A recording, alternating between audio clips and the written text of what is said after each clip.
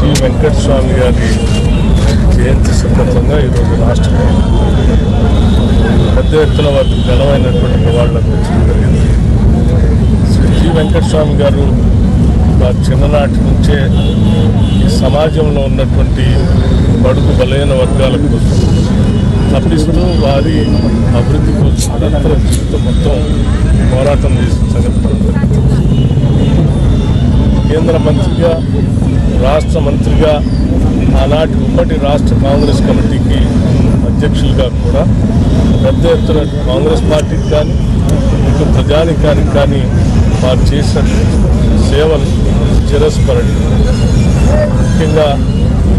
కార్మికుల కోసం వారు చేసినటువంటి కార్యక్రమాలు కానీ, తీసుకొచ్చిన చట్టాలు కానీ పెద్ద ఎత్తున పీడిత ప్రజానికానికి కోసమే కాకుండా ఈ దేశంలో ఉన్నటువంటి కార్మిక సోదరులందరికీ కూడా పెద్ద ఎత్తున ఉపయోగపడేటువంటి కార్యక్రమాలు వారి జీవితాలతో చేపట్టారు. అట్లాగే ప్రత్యేక తెలంగాణ రాష్ట్ర ఉద్యమం కోసం కూడా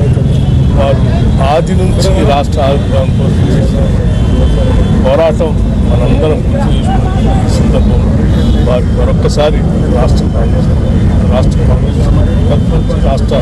ప్రభుత్వం నుంచి కూడా ఘనమైన నివాళులు అర్పించడం కాకుండా వారి ఆశయాల్ని, మార్గాలను అనుసరిస్తూ పేద ప్రజల కోసం పునరంకితం అవుదామని